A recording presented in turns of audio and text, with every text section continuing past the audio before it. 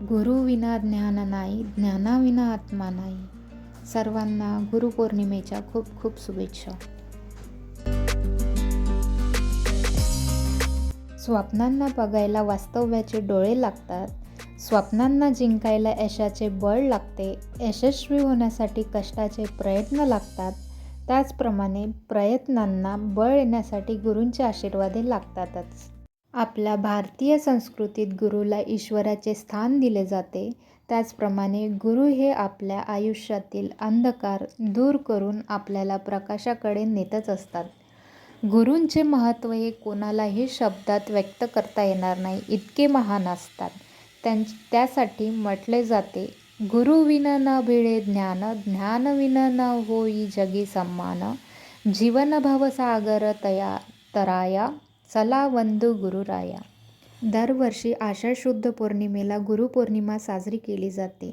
त्याचप्रमाणे पौर्णिमेला व्यास पौर्णिमा असे देखील म्हटले जाते. त्याच दिवशी आदि गुरु व्यासांचा जन्मसुद्धा झालेला होता. तेरे चरणों से लिपट जाते हैं, चलते रे इश्क में पड़ जाते हैं.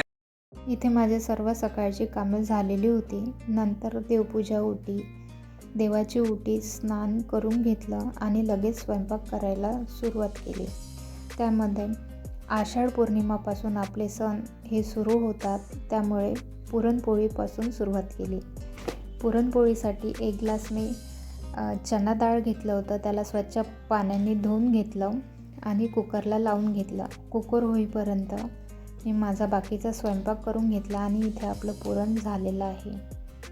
जेवणामध्ये मी बनवलं पुरणपोळी, कुरडई पापड, वरण भात, आमटी, सॅलड आणि साध्या पोळ्यासुद्धा होत्याच.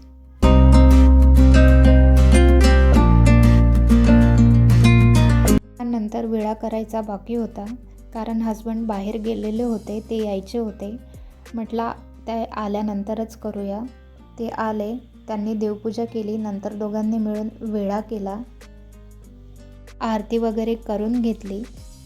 गुरुपौर्णिमा ही गुरूंच्या प्रती कृतज्ञता व्यक्त करण्याचे आणि त्यांना सन्मान देण्याचा हा एक विशेष पर्व आहे. गुरु आपल्या जीवनातील मार्गदर्शक असतात आणि त्यांचे मार्गदर्शन आपल्याला यशाच्या दिशेने नेतच असतात.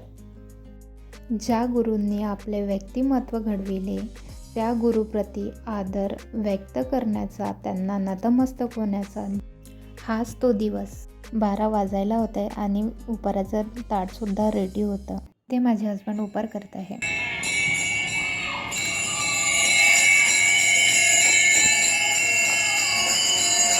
कुंभार ज्याप्रमाणे मातीच्या गोळ्याला आकार देऊन त्यापासून सुंदर कलाकृती बनवितो, त्याचप्रमाणे गुरु मानवरूपी व्यक्तिमत्वाला आपल्या संस्कारांनी आदर्श घडवितो.